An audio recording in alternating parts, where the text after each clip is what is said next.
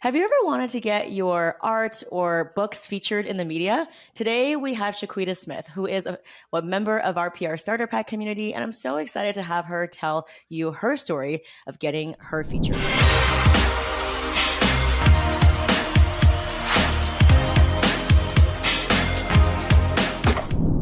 She is many things, but she is an award-winning director, screenwriter, and founder of Shero Comics, focused on telling stories of women of color through comics. So she also has a book coming out, which she was able to fund through her Kickstarter campaign. So we're going to chat all the things such as pitching, getting featured in local media, how to connect with writers, and finding your newsworthy story that'll get you featured in the media. So welcome to the show. Thank you. Yay. So can you tell me a little bit about all the things that you do? You do so many, you write, you create, you direct. Just give us a little rundown of all the creative projects that you're working on. Fundamentally, I'm a writer. So I started out as a writer. I came here to Los Angeles to become a screenwriter, which is what I do mostly. But in 2014, I started writing comics. And so I've been doing that kind of like a side thing, but they've actually kind of come together. So I kind of do both.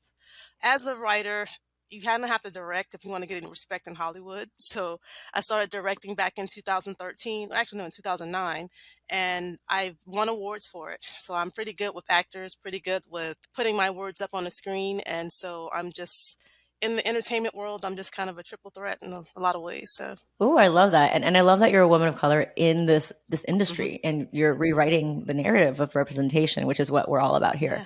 Can you tell us really quickly all the places that you've pitched and gotten featured, just doing it on your own without a PR agency? Without a PR agency, I've managed to get myself into InStyle magazine. I managed to get into Los Angeles Standard, the Los Angeles Sentinel. I've managed to get into Childhood Central over a few weeks ago. I've managed to get into Voyage LA and on some news outlets as well. That's awesome. I love the local angle too. So we'll definitely talk about that.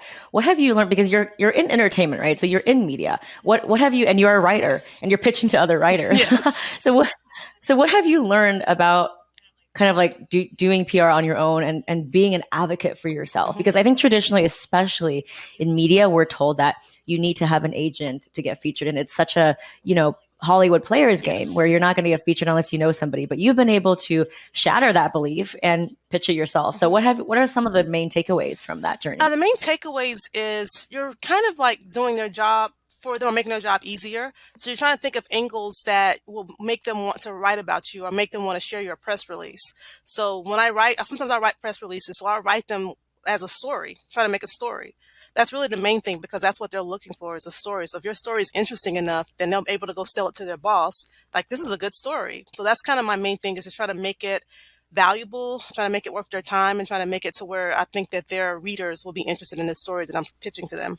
Yeah. So I love the way you said interesting because that is different to so many people, right? So everyone thinks their story is interesting, but not everyone gets featured. So let's peel away the layer of an onion and talk about what really is interesting to the news media and really what's not interesting to the news media. What's not interesting is you just pitching your company and trying to be featured because you think you're just like the greatest thing since sliced bread. What's interesting is presenting a problem to them or an issue. Like if you watch the news every day, there's usually issues that are happening or things or problems that people are trying to solve on the news. So you're trying to present to them a problem or an issue that you're fixing, which thankfully with me, with this company, that's my whole strategy is like trying to fix an issue of women of color being represented in the worlds of comics, films, and gaming.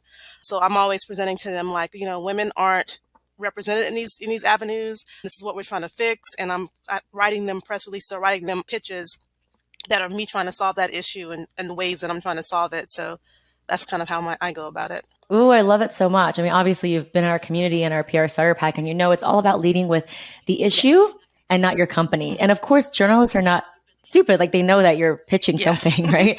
So how do you like nicely or like artfully put in like your business or what you're trying to get funded for in that pitch?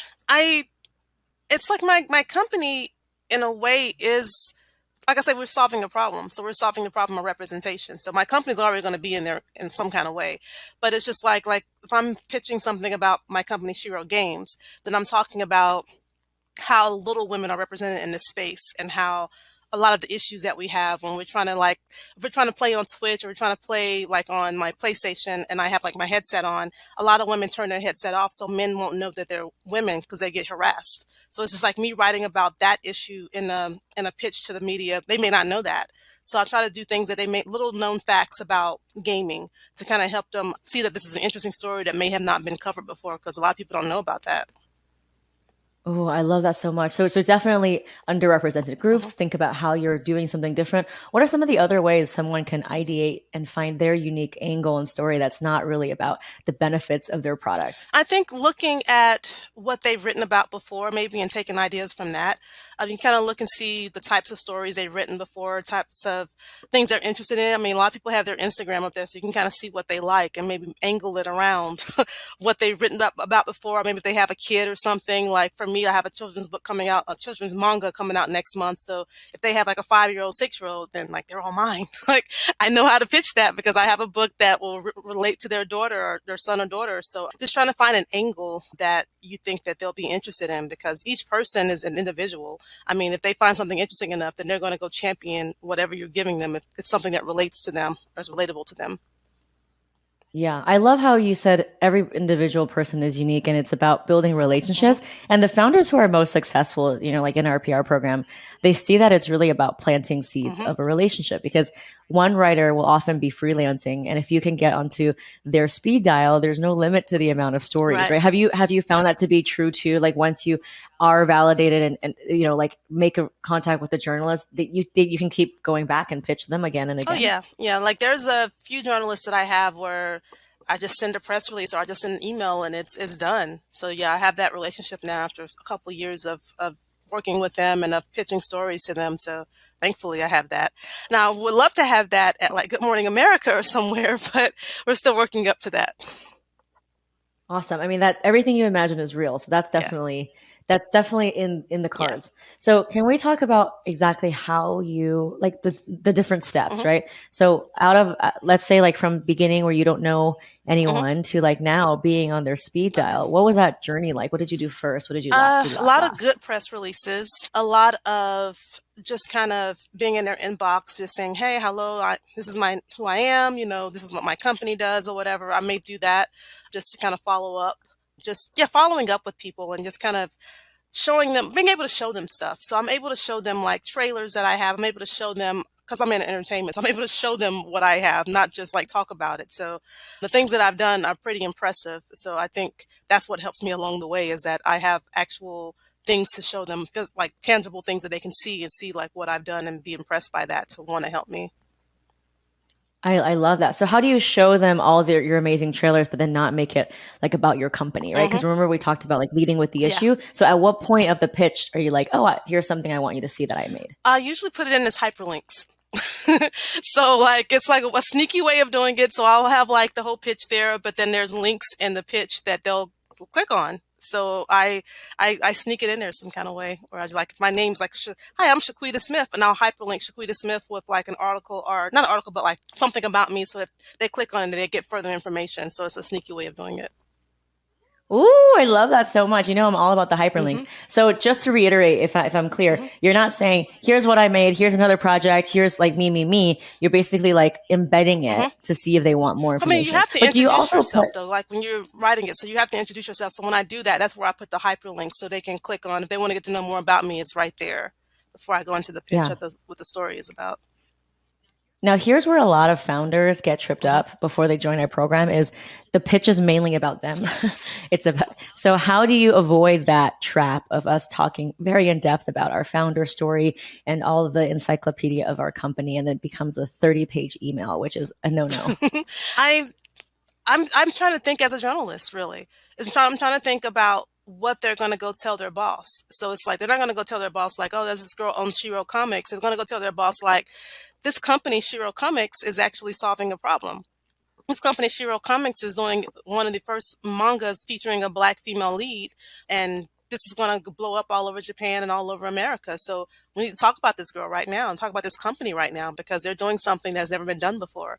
So I'm just trying to present it as a way to where this is something that's never happened before. I'm making history. I'm trailblazing with this company. So Yeah. I'm just like focused on the character, focused on the things that we're doing to bring this character to life, and the issue that there hasn't been a black manga featuring a little girl, I don't think ever. So Yeah. That's incredible. And that's why it needs to be yeah. seen like right away. What about for people who maybe aren't like breaking the mold, right? Maybe they make a beauty Right. product or they're a health coach. Like how can they still find that newsworthy angle? That's the thing. It's just like I think there's angles in every product. So like I have a friend that has a beauty product. She's So what about for founders who, maybe make like a bath product or they're like a health coach and mhm. they're not necessarily breaking the mold? How can they find their angle? Well, you just have to think about what's interesting about what you're doing. Like I have a friend that has a beauty product that helps moisturize like your area down there when you're like swimming so you don't chafe. And so there's like angles where she's like sending it to aestheticians, is that how you pronounce it? So Hmm. she's sending it to them and they're like buying her product or using it on their customers before they buy it. So it's like she could use an angle of like, these aestheticians, if I can pronounce that right, they're taking in her product, they're sampling on their customers, and they're getting a great result. So it's just like using your results, using your successes to kind of make yourself stand out and to make your product and your company sound like it's really moving. It's just a way of like, you just have to like be creative, really. Yeah.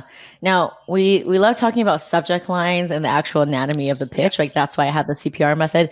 Can you tell people a little bit about how that's helped you with like your subject line and like the structure of the email so that it quickly grasps their attention? I look at other headlines. I'll look, like I say, I'll research who the writer is that I'm writing to, see what headlines they have, see what headlines work, because that's really what you're going for. You're trying to get into that publication so you kind of see what they've done before and just kind of structure your headline kind of around what they've done before. So that's what I look at, and just like really the most interesting angle that I can put into a headline, just like what's gonna grab them, what's gonna like pull them, and I'll test it out on friends as well. Like, okay, which one of these headlines stands out to you? And usually they'll have the top three, and they'll pick which one they think is probably will make them read the email or make them click open. So I'll test it out sometimes. Yeah, I love that you're a good steward of the news. And we always say install a Google News alert so you can see what the stories are hmm and don't do clickbaity subject lines like, ooh, open now and I have something for you, right? Like, so Yes. tell me about like an example of a good versus a bad subject line. A bad subject line, of course, is like, look at my project, or like Shero Comics is going to win. Like that's like they're like, what is that? Who's this, and how are they going to win? I mean, a good headline I think was probably what I did for the Kickstarter campaign that I just did. It was just like Shero Comics. I think the headline for the newspaper was Shero Comics looks to help young women find themselves in comics, or something like this. Find themselves in comics with the new launch of her new book, Young Grandmaster Choi, or looks to inspire little girls, or something like that. So it was an inspirational type of headline, and that actually it was the press release headline, but it made it into the news. So I knew it was a good headline because they used it. So yeah. I love that. I love how it's like we say, peel away the layer of an onion. It's hmm specific and it's relevant and Yeah. it's not gimmicky. It tells the journalist exactly what they're going to receive and what the story is. hmm So let's get into the body of the email. hmm Like what have you learned obviously through the trainings, but like in terms of how you write your pitch email, your cold pitch emails. And by the way, for those listening, we're not talking about emails to people we know. This is all like DIYing, right? Like Right. we don't know these journalists. So how are you able to cold pitch? What does that structure of the email body look like? Gosh, I wish I would have opened one up for you, but I kind of start just with an introduction. Hi, my name is Shequeta. I may say I'm the CEO of Shero Comics, just kind of a little introduction of myself, and that's where my hyperlinks go. And then I'll just start talking about what the issue is. Like, okay, women make up 48% of gamers, but there's only 6% of games that feature a woman in a mainstream lead. We're looking to change that. I may put some like bullet points of like how we're looking to change that or how we're looking to fix that. And then I kind of end it with just another paragraph, just kind of talking about why this is a problem, why this is going to be fixed, why this is important. And then that's kind of my email. It's a little bit more than that, but that's kind of a loose breakdown of kind of what I send them. And then see what happens after that if they respond. Yeah, I love how it's no fluff. It's not like because you have an extraordinary story, right, of all of the people that you've worked with and what the projects you've Mhm. done, and you chose to not put all of that in that email. Right. That's in the hyperlink. So if they click on that and go to the website, then they can read more. But I give them the option of not having to read through all of that if they don't want to. But if this pitch is interesting enough, they're going to click on those links. I have like the email tracker you told me to get. So I have that, so I'm able to see what they click on and when they click on it and how many times they click on it. So yeah, if you make the pitch good enough, then they'll click on the links to go read more about you and about your company and see what it is that you're doing. So yeah, it's like Yeah, a I teaser. love that. Yeah, yes, like a teaser. We're film speak. Yeah. I love what you said about the email tracking. We do teach our PR Starter Pack students to always have like data around whether your email is being opened or not, Hmm. right? So it's not necessarily your pitch is good or bad. It's just it's not getting through to their inbox. So Right. how can we be creative with the subject line? How can we, send it again, or maybe just follow up on DM? Hmm. I want to pivot a little bit to following up because Hmm. that, as you know, it's all about the follow up. Yes. What do you have to say about follow up, the right etiquette? How do you follow up? How long? Like after a week, after 2 weeks, and how many times you follow up? I may follow up maybe twice afterwards. It's usually like a few days maybe after I send the first pitch, just to kind of like, hey, I sent you this email, just a quick little reminder or whatever, you can check it. Sometimes I'll maybe like, it may be like through email, I may send another email, or I may do it on social media. If I do it on social media, it's usually I'll send in their DMs, and then I'll go to their page and kind of under a post put like, hey, I sent you a message in your DMs or whatever. Check it out when you get a chance. So yeah, that's the first time, and then I may wait another week and then send another follow up to kind of see, because they're busy. They have a lot of messages coming. I have one of my best friends is a journalist actually, so she kind of gives me some tips too. Like, okay, they're super busy. Their inboxes are crazy, so you have to make sure you follow up again after this because it gets lost. I mean, they get hundreds of emails, so and you want yours at the Yeah, top of and the stack. yeah, and you can schedule send so that it's Mhm. going in at like 8 or 9 a.m., not on a Saturday or Right. Sunday. So many tips. And I love that your journalist friend actually gave you the insider scoop because she probably gets thousands of emails. Yes. Have you? I think the biggest pain point or challenge is this is such an unnatural act for small businesses, Hmm. right? We're not taught in schools how to cold pitch No. ourselves. So how do you get over the imposter syndrome or fear of following up? Because I hear this so often. It's like, oh, I know I have a great story, but I sent an email and oh well, they didn't Hmm. respond. So how do you push past that inertia and like keep persevering to get that yes? I think I think after getting the first yes, then it makes you want to do more. It's just like if you get that first yes, then you know that what you have is valuable, that someone listened. I was in this publication before, so I know I can get into this one. So I think that's the fuel that keeps you fired up to kind of keep going. I come from a background of promotions and marketing, and I spent 15 years doing sales and marketing for Fortune 500. So I'm not shy.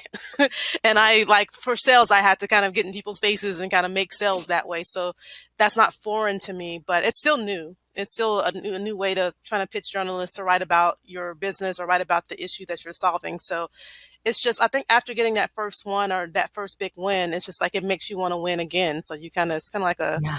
like playing the lottery or something. You're going to keep doing it until you can get another feature, especially after getting it in style. It's like now I'm just like, okay, what can I get that's bigger than that? So it's like it becomes a ongoing thing of trying to one up yourself, I believe, for me anyway. Yeah, and you have to stay in the game, right? Yeah. It's like a lot of people are just afraid to put their name in the hat. Yes, they are.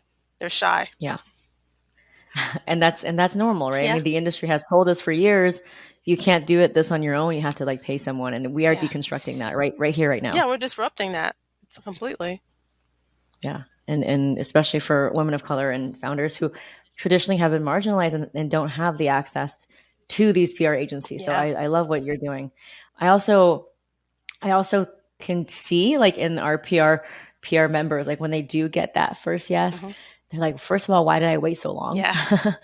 And then it just becomes like it's just like you got to just keep putting your name in the hat, right? It's a Hmm. numbers game. Yeah, it is. And another thing I think you know as well, because in sales, there's so much psychology in sales, Yes. right? It's like, and I think the beauty of the CPR method that I teach and also this value driven conversation, like we said, it's not about your product and your business and the benefits. So Hmm. if you're not leading with that, you're really leading with an issue or being a solution for Hmm. someone. And so that allows you to keep quote unquote persisting Right. with that pitch and following up because you're not really selling anything, Yeah. right? You're just being a part of the solution. Yeah. I think that's important because solutions makes, it's like it taps into people's emotions. So that's the whole psychology behind it. It's just like if you're fixing something, especially that particular journalist is having an issue with, then they become your champion. Then they really are interested in what you're pitching to them. So if I'm solving, they're looking for a manga for their little girl to read, and I have that, then they're going to be my champion. They're going to champion me to their Yeah. boss and to everybody else to make this story happen. So And your story is amazing. And there's a lot of journalists who obviously have not covered your story, right? mhm. So let's talk about the follow up because we all Yeah. know it's about follow up. How do you follow up in the DMs with someone? What's the right etiquette for that? For me, I try to keep it short and sweet, just kind of letting them know about the email that I sent before because that was all the chunk, the meat of it all. So short and sweet, like I say, and then I'll send them a message on their front page to make sure they know that I sent it because especially on Instagram, like it goes to the other folder, on Facebook it goes to the other folder. So I wanted to let them know that it's there because they may not even see it if I don't let them know. So yeah.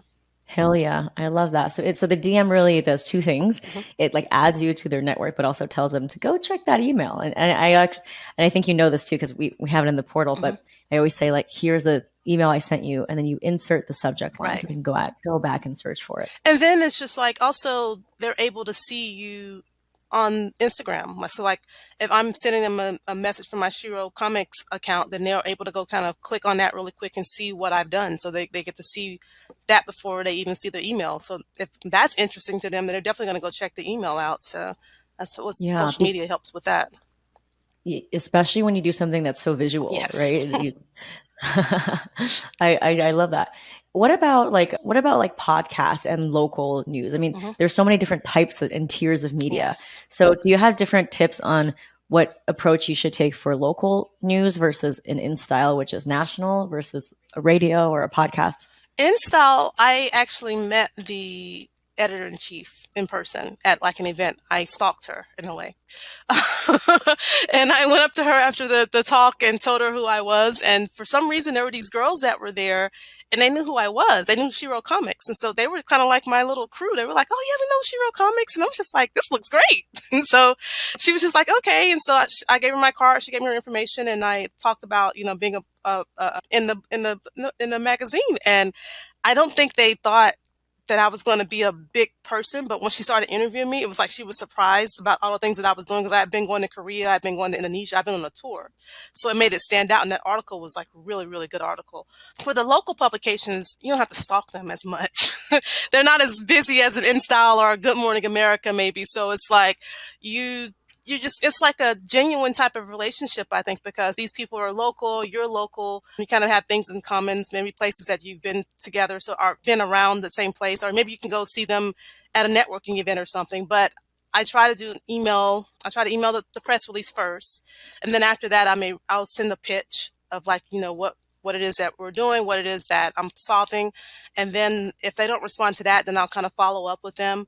And then I just keep that relationship going. Like even if like the last time I got maybe 2 or 3 local media that were reported on me, but then there were some that didn't. So it's like next time I'm not completely foreign to them anymore. They read my last email because I saw they opened it. So it's like this time when I go back and the book is actually out, then I have more of a chance and I'm not coming as a cold call anymore, even though they didn't respond. It's like I still have some kind of knowledge about my company and who I am because they saw the subject or they read the email and they clicked on the stuff. So it's just like it gives you a little bit more of an in. And the deeper you get and the bigger you get with what you're creating, it's just like they pay more attention to it, I believe. So you'll have more of a I chance of love getting one that. of those other publications. I love that. Just because you didn't get featured right now, it it, Hmm. it doesn't mean that it's not going somewhere, right? Right. Like I really believe that there's nothing that's wasted. It's all compounded. Yes. And as your best friend who's a journalist Hmm. will tell you, they have a very careful and thorough filing system for all their emails. Yeah. So just because they're not responding doesn't mean they're not putting it away for the next time. But you Right. have to get your name in the hat. Yes. And that's where it all starts. So I love how you've given us so many actionable tips. One thing that I love that you did is you were actually able to use the pitching method and everything that you've learned to fulfill your Kickstarter Hmm. campaign to get that fully funded for your book. Yeah. So can you talk to me a little bit about that? Because I think there's so many people listening who would love to do that too. Yeah, so with Kickstarter, there are actual publications or media outlets that specifically talk about Kickstarters. So if you can find those, like I say, finding the right person. So that is like their Kickstarter track. There's like Kickstarter podcasts that talk about Kickstarter. So if you can get into those, then that helps you out greatly. But also just knowing your audience. So like the Kickstarter that we did was for a kids manga book. So it was like it was a lot of comic book publications or people that speak or talk about comics that I reached out to. I did like I reverse hack things sometimes. So I went to Google and just like typed in kids manga or kids comics or whatever to kind of see who was writing about that. And then I target those journalists because this is a different angle for them. So doing that way helped a lot. And then finding the children's publications that probably don't get this type of press release before. So that helped me get into some of those. So it was just like, for me, it's just kind of like really sitting down and thinking about, who would be interested in this story and why they'd be interested in this story, and then presenting it to them. And it helped me a lot because when you're doing a Kickstarter, you only have like 30 days. And I started this in January. The Kickstarter didn't start to February. So I just kind of started putting things together and putting the list together of who I was reaching out to, the journalists that I wanted to reach. And it worked out. It really helped me reach some. We funded in 8 days, I believe. Oh my God, Yeah. that is amazing. I'm so giddy for you. Like, that is an incredible achievement. That's incredible. So congratulations Thank on you. that. Obviously, you know that you're really making your dent in the universe. So you got to go big with this message, right? And you have that persistence and you have that muscle. I really think that it's like a muscle that you just build, right? Before you might play a little bit small and you're like, okay, well, I don't know if these journalists are going to get back to me. But once you get that win, you're like, oh, I should have pitched to more. And it just kind of grows. And obviously in our PR program, we have an updated database of all the journalists and stuff. And I love that you just get in there and you just start pitching. Yeah. Is there anything else that you're looking to get yourself into that you haven't? Like, what about like other types of media, like a podcast or like speaking? Other podcasts. I don't think I have a list of podcasts that I necessarily want. It's NPR. I'd like to be on there. That's one. There's a couple of founders podcasts that I probably want to be a part of, especially because I'm working on a startup. Shero Games is my startup that we're working on right now.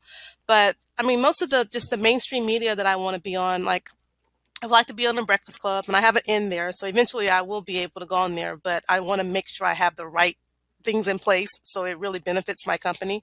I want to go on Good Morning America. I want this book to be a success so I can get on Good Morning America to talk about everything that I've done over the past 7 years of building my company and building this world for Black and women of color and geekdom is what I call it. So there's like LA Times, New York Times. I want to be in those publications. And just back home as well, I really want to get in like the Charlotte Observer because that's where all my people are. So I'd love for them to see me in the paper there and just talking about my company or them just like going on about my success and what I've done. Yeah. Why is getting earned media, which is not ads or Instagram or blog posts, like why is it so important and powerful for you to do this work? I just feel like it's the best way to get people to know who you are. I mean, you need that. If you're building a company, people have to know who you are. They have to know your story. That's really why they buy from you. A lot of times I've learned in sales is that it's your story. It's them relating to you. It's them relating to what you're putting out there. And then that makes them want to support you. So it's necessary. Like if you want to get a customer base, if you want to get your first 1,000 customers, like they say in the startup world, you have to have that outlet that's talking about you. You have to have that outlet that's reaching people that helps you kind of, it's like a life hack.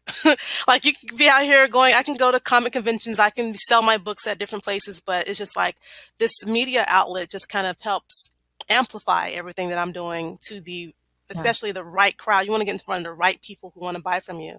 That's one of the most important things I just learned from the Goldman Sachs program I was in is finding your customer, finding the right person that's going to buy from you. And there's certain outlets you can go to that has your customer base. And if you can get there, it's a shortcut. It's a way to hack things. Yeah, it actually ticks all the boxes because social media, you get a lot of people who maybe aren't your audience and they just happen to scroll through. Yeah. And again, the algorithms, like who knows what they're going to change. But with an outlet, the people who are reading that article, they're not going to read it unless they have interest in it. So it's the best way to get in front of millions of people, not just a couple hundred. Yeah. So I'm all about, and I love the way you think. And, by the way, congratulations on the Goldman Sachs program. Like that's incredible. And I love how you've elevated your thinking where you're not just trying to like get in everywhere. You're trying to think, how can I optimize my time? So I'm only doing the things that'll really be a leverage thing, right? So obviously you know that because I do this on my monthly mastermind coaching calls. I always say, take an audit of your time. Are you doing something that's building a long-term skill or an asset, or are you doing busy work, Right. like spinning your wheels on reels?